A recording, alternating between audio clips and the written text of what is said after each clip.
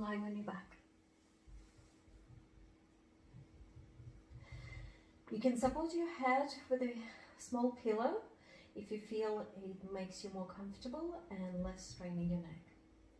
From here, I'm going to bring my right knee towards me, hold it with my hands, and then gently bring my left knee towards me. And hug your knees towards your chest. From here, without using the strength of my arms, by pulling my knees forward, I'm actually focusing on just relaxing into this shape. And maybe gently rocking my body from side to side. A few times, as many times as you feel needed, and adding maybe even a circular motion to release the tension around your sacral area, doing it in both directions, about maybe 5 to 8 times each side. Then from here I'm going to maintain this position. I'm going to, for visual purposes, remove my right hand, but you would be staying here. And I would like you gently bend your, allow your pelvis to tilt and pivot your tailbone up, traction your low back and release. I'm avoiding to use my arms so much. More or less my hands are resting on my knees and not really pushing my knees to my chest, but rather focusing on the pivotal or tilting motion of the pelvis to traction my lower back, and do it good 10 times. If you feel comfortable, you can do it even more. And following your breathing, using your core muscles to create this kind of nice rolling of the flow motion.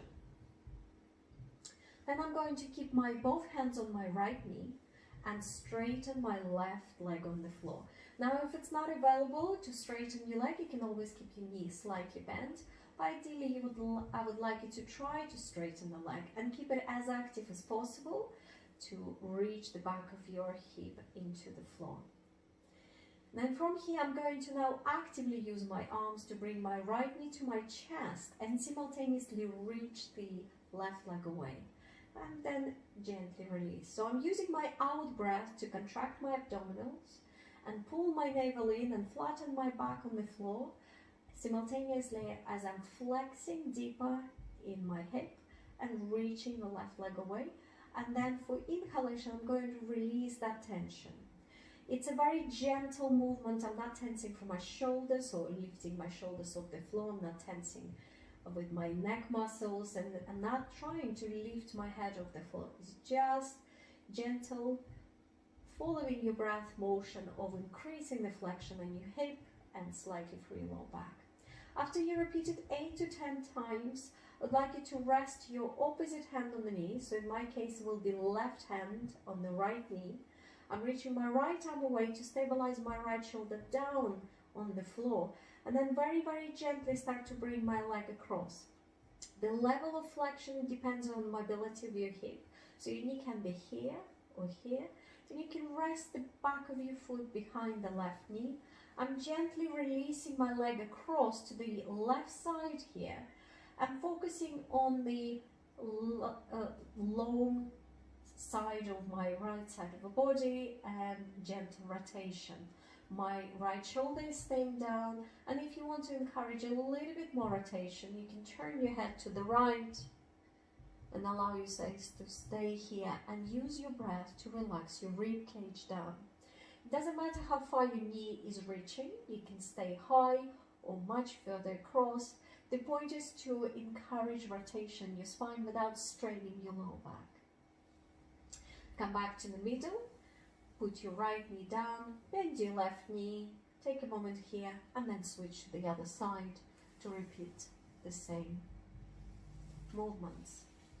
From here, we're going to place your both knees on the floor, bring your feet parallel, knees, feet parallel, about hip distance apart.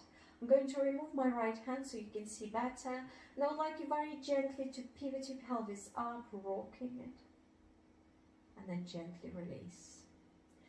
Similar movement to what you've done as the first one, but here you are focusing on traction in your back and tilting your pelvis and coming back. And again, repeating it about 8 to 10 times, encouraging abdominal activation and drawing from your lower abdominals up to your navel, creating a curling motion through your lower back, and only pelvis moves. From here, you can encourage a further and deeper movement by tilting your tailbone up and then squeezing your glutes and pushing your heels into the ground. And I'm going to start to roll and articulate my spine off the floor very gradually, one vertebra at a time, reaching into nice and straight line. Try to avoid lifting your ribs, keep them down.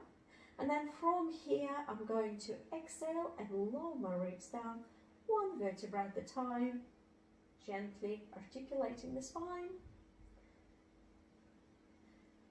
Rippling.